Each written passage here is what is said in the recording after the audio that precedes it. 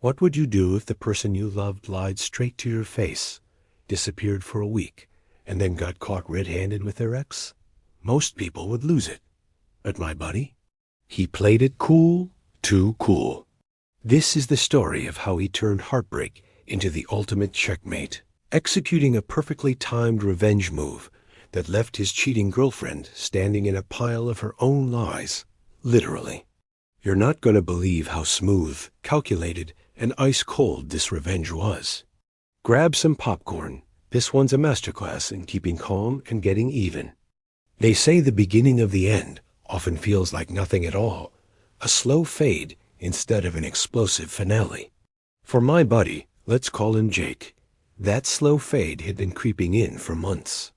He and his girlfriend, whom we'll call Maya, had been living together for over a year.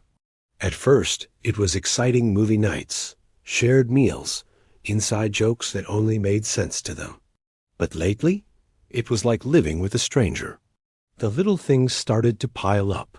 Conversations got shorter. The silences grew longer. Jake noticed she'd started turning away from him in bed. And meals became a quiet affair, just the clinking of forks and the occasional fake laugh at whatever was on TV. They weren't fighting all the time, but that almost made it worse. It wasn't a war zone. It was a graveyard. The love wasn't loud anymore. It was just ... absent. Jake tried to fix things at first. He brought up how they didn't talk like they used to, suggested maybe they take a weekend off, hit the coast, or visit old friends to reconnect. Maya brushed it off every time. "I'm just stressed with work," she'd say, or "You're overthinking everything." Classic brush-offs that made Jake second-guess himself. Maybe he was imagining it. Maybe relationships just go through quiet spells. But deep down, he knew better. There was a certain coldness about Maya now. She was constantly glued to her phone, always smiling at something, someone. If Jake walked into the room, the screen flipped down. Always. The same woman who used to hand him her phone to DJ in the car now treated it like a diary with a padlock. Still, Jake didn't confront her. That wasn't his style. He was more the silent observer, the type to sit back, take notes, and wait for things to make sense. And that patience paid off, though not in the way he wanted. One night, Maya casually mentioned she needed to visit her family.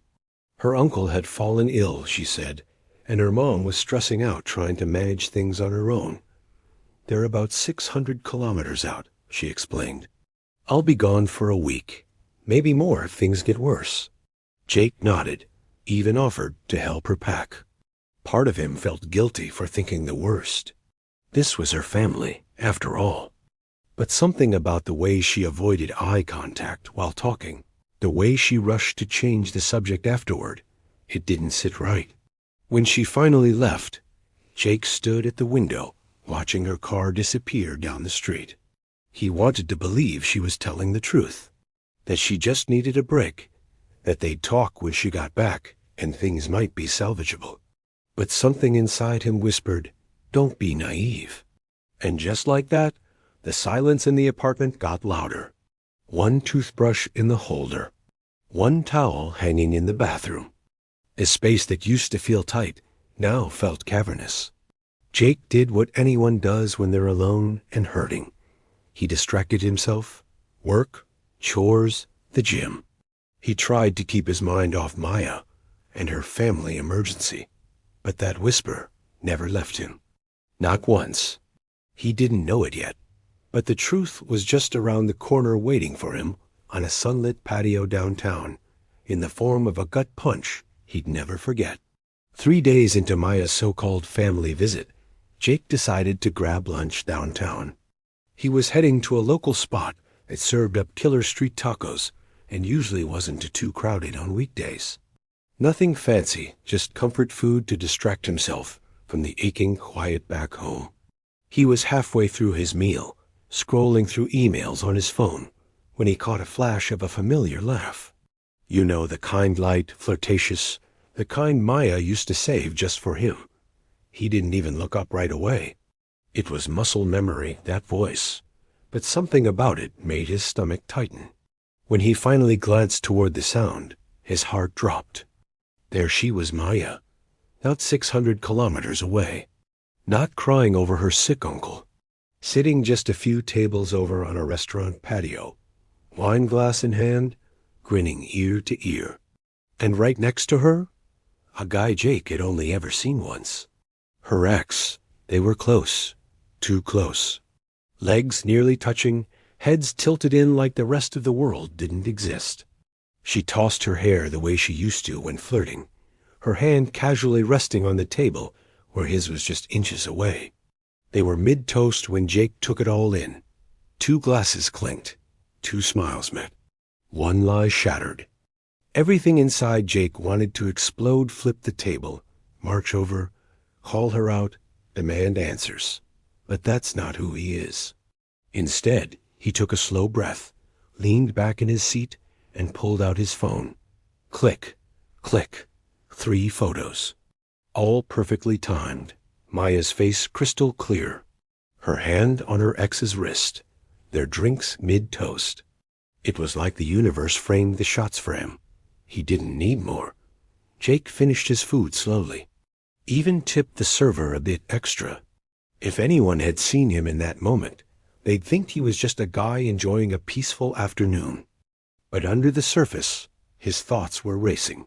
He felt sick, furious, betrayed, but weirdly, also relieved. It wasn't paranoia. It wasn't just stress. He finally had proof. He walked past their table on the way out. Not close enough for Maya to notice him, but near enough to confirm every detail. Her laugh sounded just like it used to. Only now, it was a weapon. He stepped outside into the sunshine, heart pounding. But his face? Still calm. He'd always had that quiet intensity, never quick to anger, never loud. That day, it became his greatest weapon. Back at home, he opened the photo gallery and stared. There was no denying it. No excuse she could make that would explain away this. She had lied to his face and driven straight into the arms of the guy she promised was just an ex. Classic. But Jake didn't cry, didn't rage. Instead, he got to planning. There was no big fight, no text confrontation. He didn't even message her to ask what was going on. Why should he? She was gone for a week. That gave him time. Time to think. Time to act. Time to make sure when she came back, her whole world had changed. He smiled just a little and put his phone down. Sometimes the best revenge isn't loud. It's quiet, calculated, patient. And Jake? Jake was just getting started. Jake wasn't the kind of guy to make scenes. He believed in silence over shouting, precision over panic. And after seeing Maya with her ex, he knew exactly what needed to be done. The thing was, Maya wasn't on a lease. They'd moved in together after 6 months of dating, but the apartment was always in Jake's name. It was a month-to-month setup. Just a 60-day notice needed to end it. Maya never bothered to get added too busy, too distracted, maybe too cocky to think she'd ever be kicked out. Jake had never really thought much of it either until now. As soon as he got home from that fateful lunch, Jake pulled up his lease agreement and read it line by line. It was all there. The power was his. No lawyers needed. No fights about shared property. The furniture? His. The bills? In his name. Even the internet password was his to change. The very next morning, he drafted his 60-day notice and emailed it to the landlord. The landlord, a chill, no-nonsense guy named Rob, replied within an hour. No problem. Appreciate the heads up. Let me know if you need help showing the place.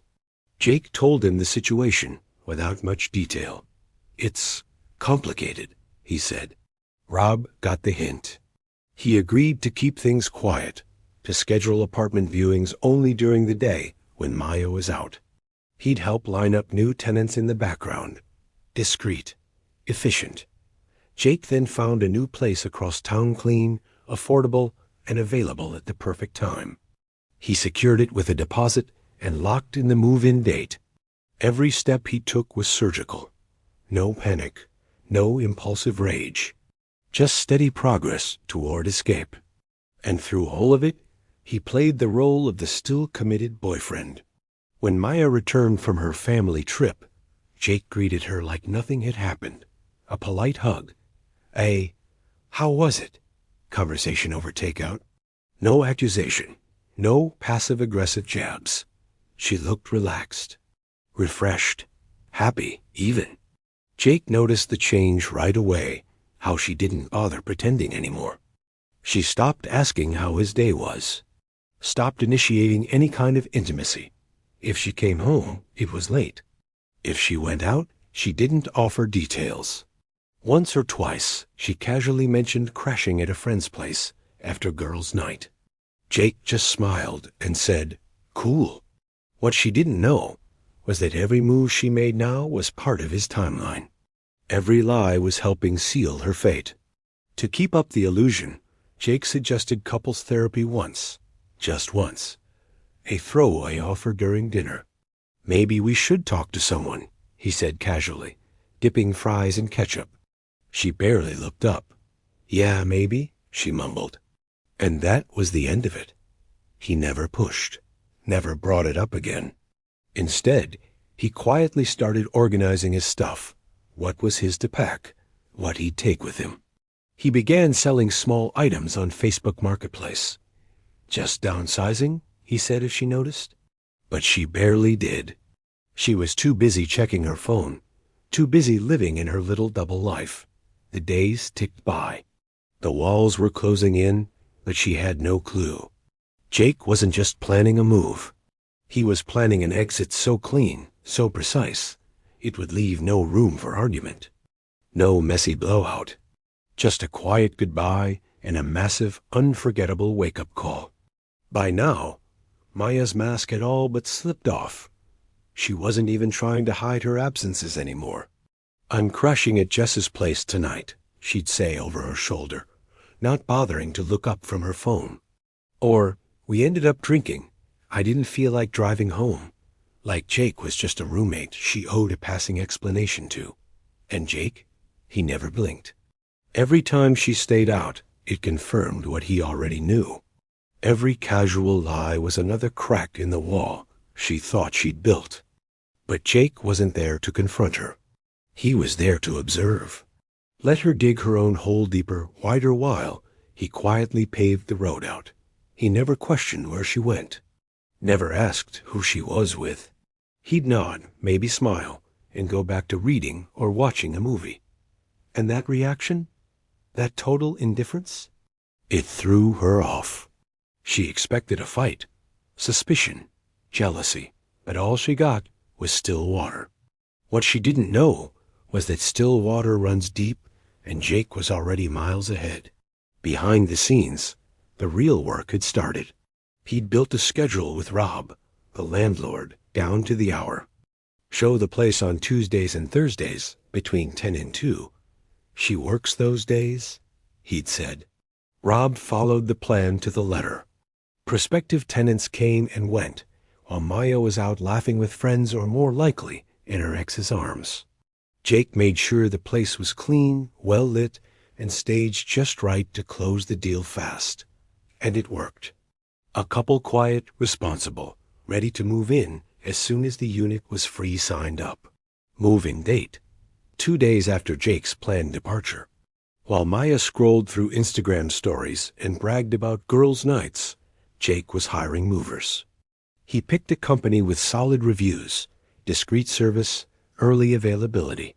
"Can you be there at 7 he asked. "Absolutely," they said. Done. Next came the packing. Not the usual loud, chaotic kind. No boxes in the hallway, no taped-up reminders that something big was happening. Jake packed quietly, systematically, one drawer at a time, one closet shelf per day.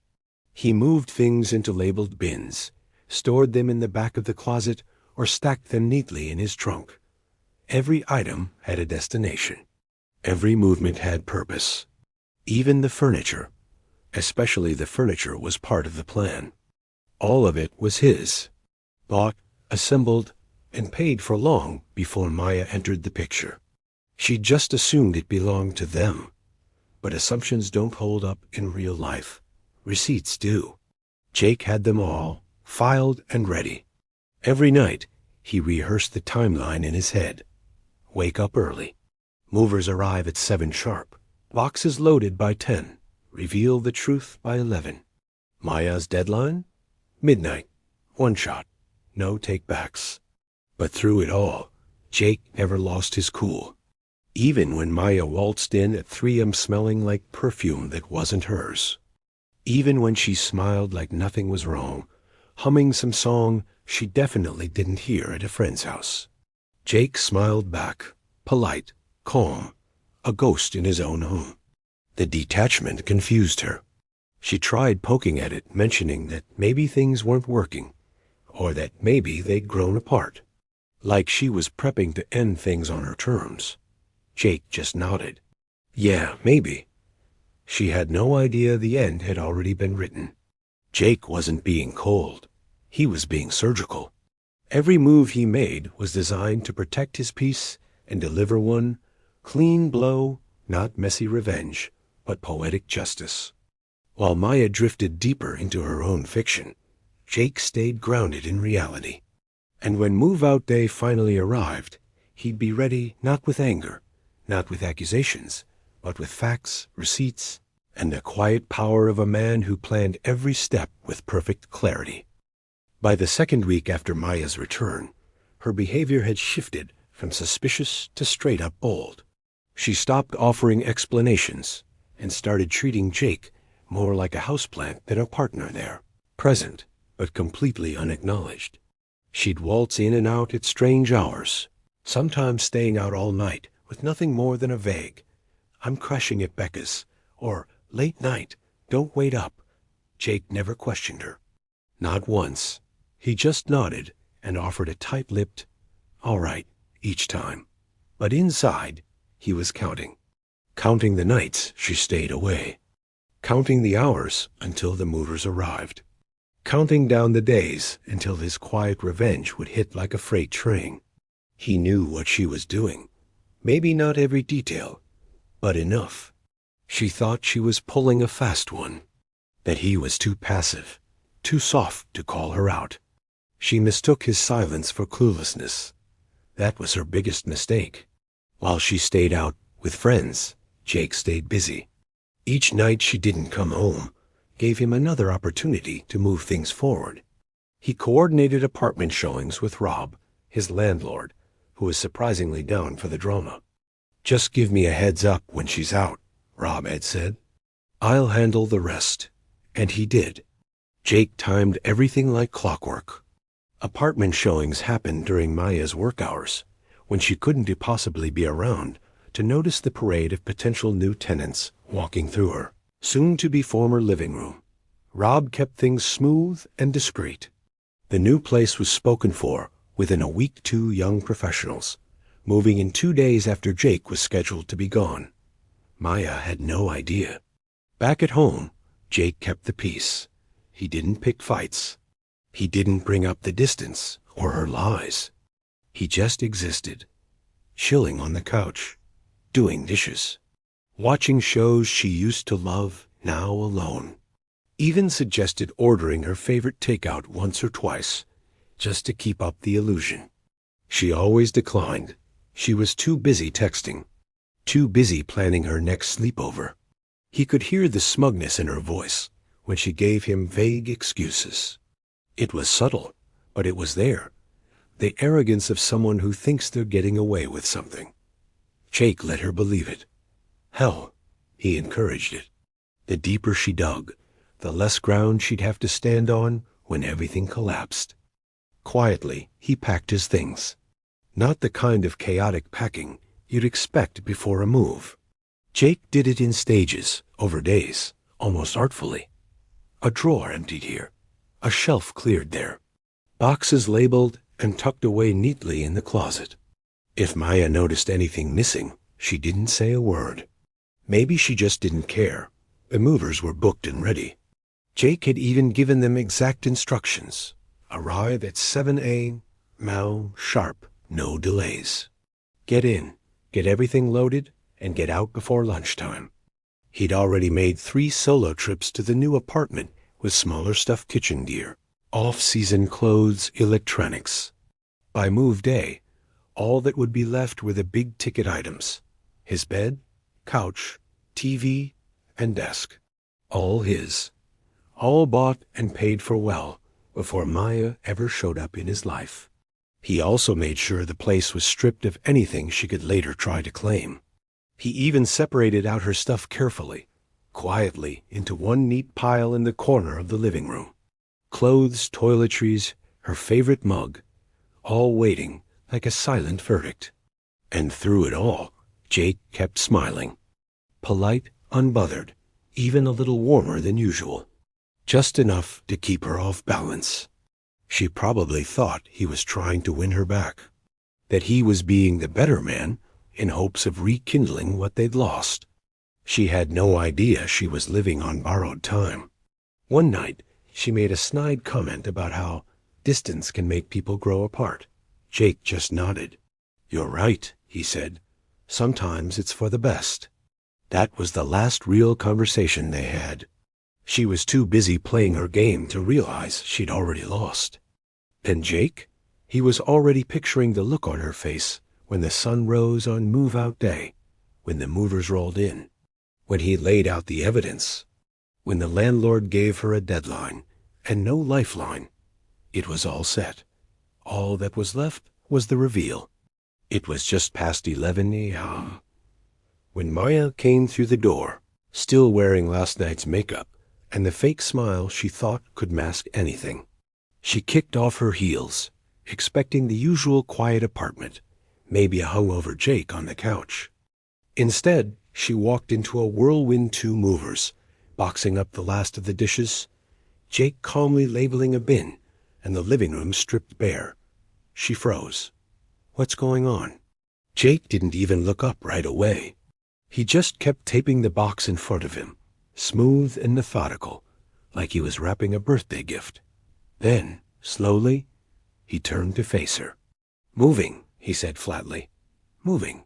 What do you mean, moving?" Jake reached into the folder beside him and pulled out a stack of papers.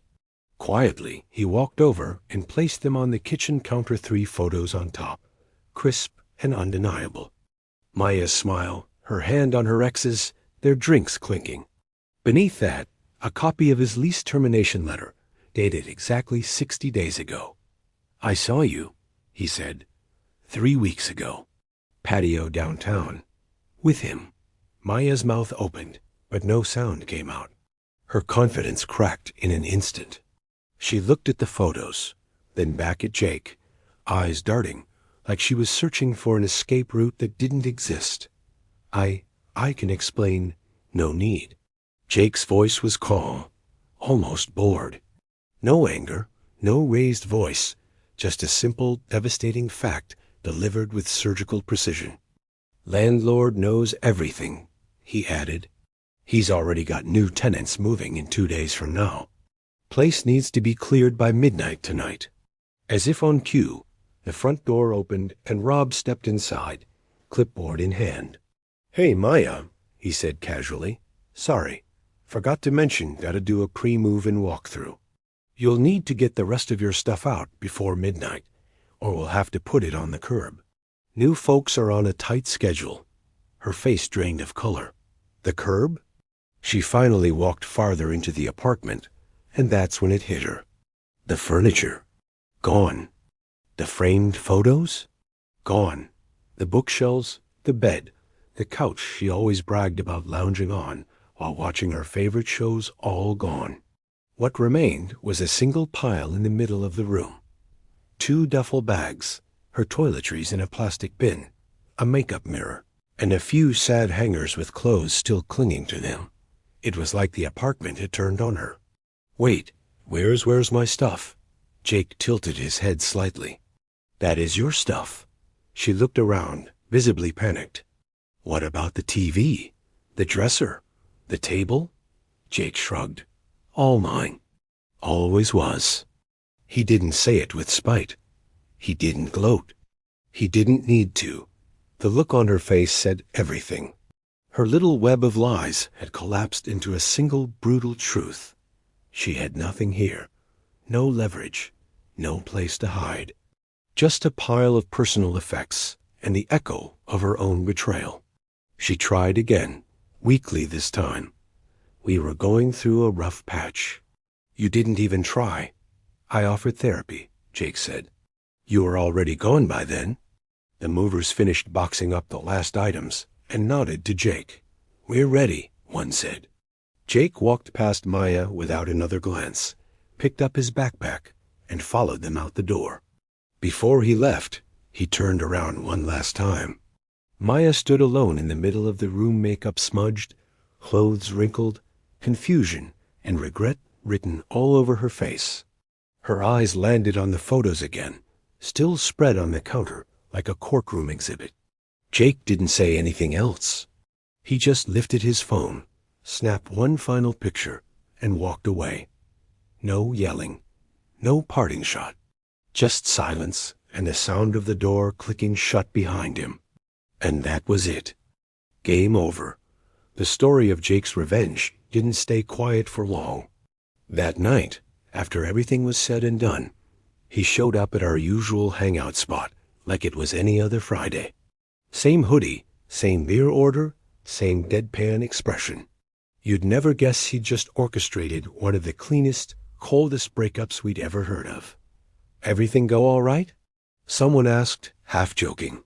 Jake just smiled, pulled out his phone, and flipped to a single photo.